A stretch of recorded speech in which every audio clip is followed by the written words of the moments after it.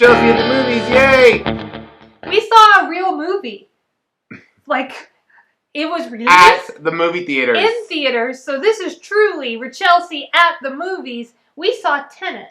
Yeah, it was really exciting. It was 4 of us that went. Only 2 of us came out alive, obviously, because of COVID.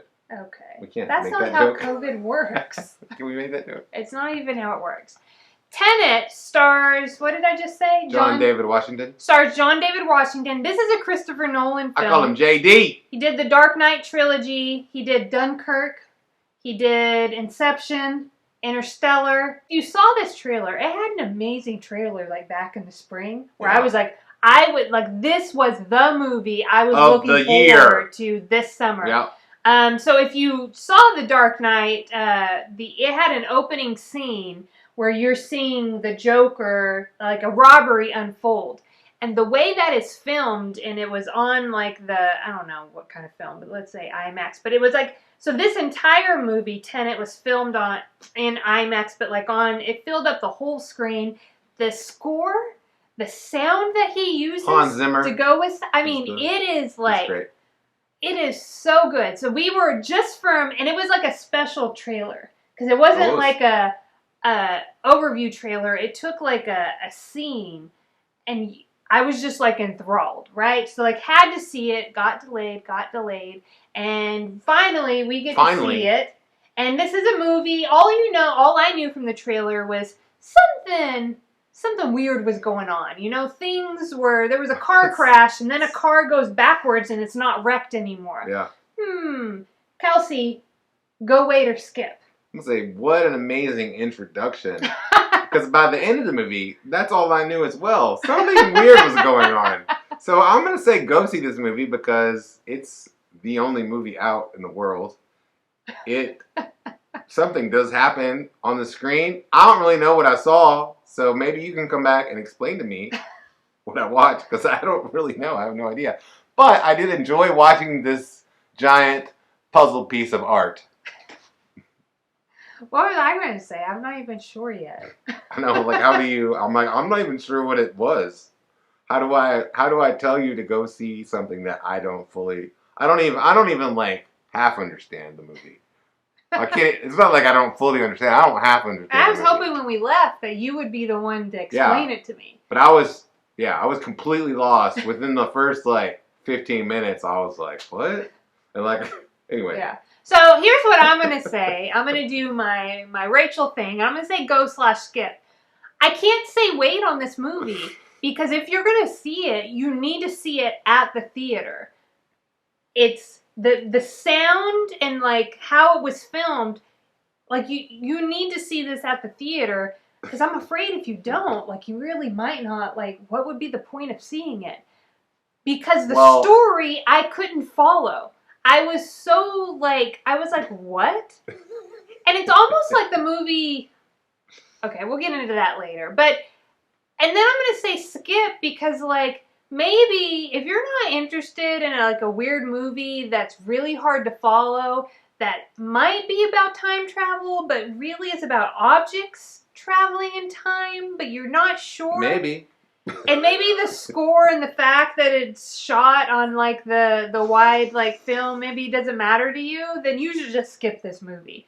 If you hated Interstellar, if you didn't care for Inception, oh my gosh, do not see this movie. Yeah, I would. Yeah. So let's get the spoilers. Yeah. So I think the biggest spoilers. This movie is basically all the most confusing parts of Inception and Interstellar combined with the great cinematic work that you found in Dunkirk and in the Dark Knight trilogy. You mash all those together to put something that's basically completely incomprehensible to at least a normal human being.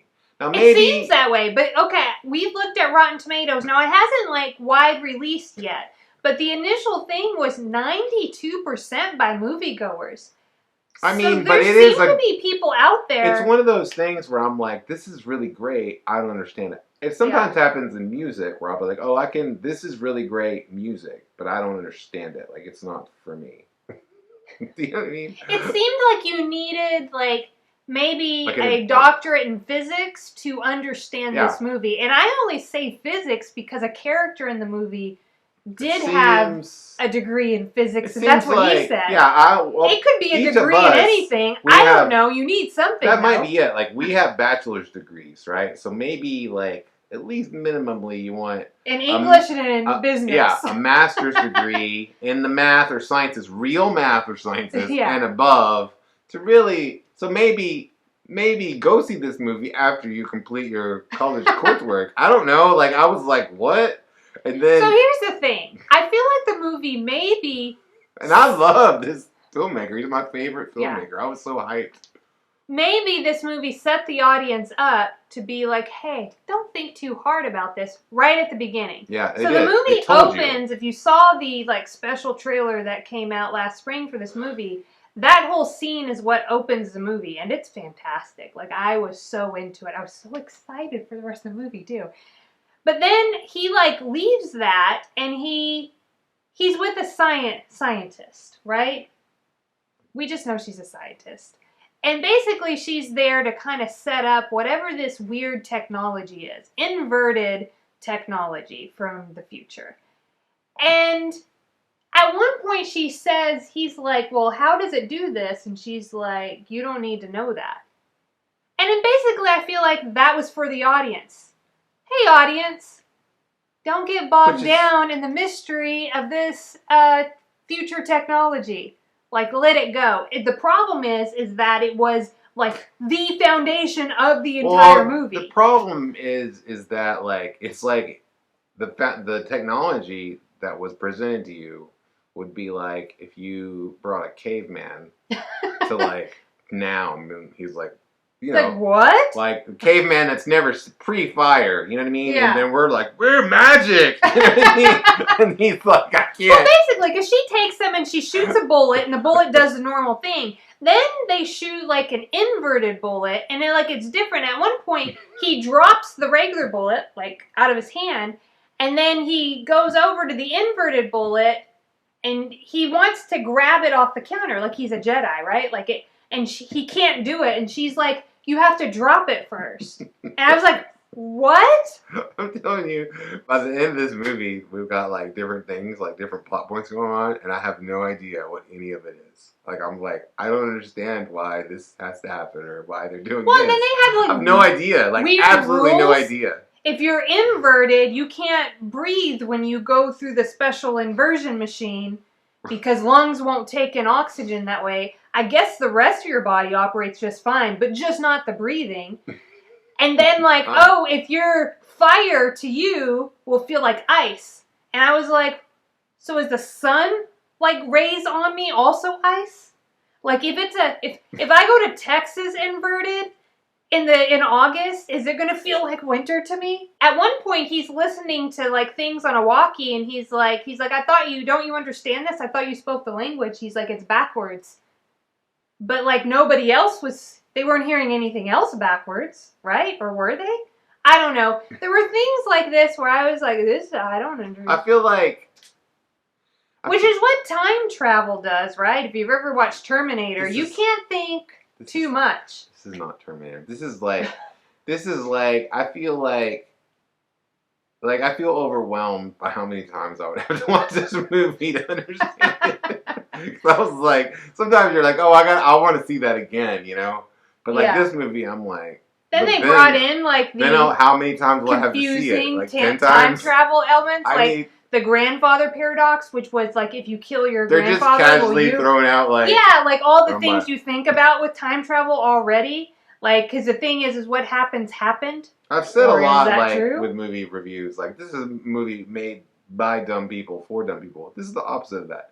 This is a movie made by really smart people, only for, I think, like, really smart people, because... Or it's, like, too smart for its own good. Like, I'm afraid that some people are saying this movie is so good, and it's an amazing masterpiece, because it seems so smart. They're like, it must be good. But I'm like, you know what? If your movie can't be understood, I'm not sure that's a good movie. And I love Christopher Nolan movies. Yeah. I was so, like, excited about this. I was like, can you just go back to making Batman movies, bro? Yeah, I feel like I want Christopher Nolan, like, his, like, this smarty pants stuff with some, like, comic book stuff, and then it comes together to make a movie I can understand. But like this was difficult. Can we also say that it was really hard to understand everybody in the movie? 3/4 of the dialogue. I mean, I was like, thing. what? What are they saying? Not only is it and I thought it was just me. Hard to I couldn't understand what they were talking about. I also couldn't understand a lot of the words people used. Like, I couldn't make out the words. And I don't know if it was just our theater, but I was like, why can't I? No, we were in a theater with excellent sound. Right at the very beginning, I was like, what's that guy say? Like, it's probably important. You know what I mean? Yeah, because I started leaning forward and turning my head so that I could, like... I was like, subtitles! Subtitles! Zero in. And I thought, this happens to me, like, all the time. So I thought, Kelsey's just going to have to explain this movie to me later. This is not the movie you want to... I mean, at one point, they're racing some crazy sailboats, and it's like super loud, and they're having an in-depth discussion about like it's important to the movie, and there's water and all, and I was like, and they're talking to each other over headsets, so it's like I'm listening to an important part of the movie through like a fast food like drive-through intercom. The best thing I can say about this movie is about halfway through it, I had to go to the bathroom, but I was like, well, it doesn't matter. I don't know what's going on in this movie. I have no idea. I was like, it's 2.5 hours. I can leave and come back, and it's no big deal because I'll just as lost. Anything could happen while I'm gone, and it won't matter because I don't understand what's going on in this movie. It's so crazy. Like, I loved. The score. Like, it was a good movie. Oh my gosh! Like, he nailed it. How it was filmed, the action sequences were so good. Like, they were so good. John David Washington. I really liked him in this role. I thought it was unfortunate that was so hard to hear sometimes because he had some like humorous one-liners. It was cool. Like when he was like, she was like talking about how he vacations, and it was like something like a $10 million. And he was like, "Does he vacation on Mars?" Like it was a funny one-liner, but because the dialogue was difficult to hear, I didn't think it landed the way it could have landed. Yeah. But he was excellent. I want to see him in more like, he could be like the new like Tom Cruise action like thing. I really liked him a lot. Yeah. Yeah, yeah. Oh, I liked the villain, right?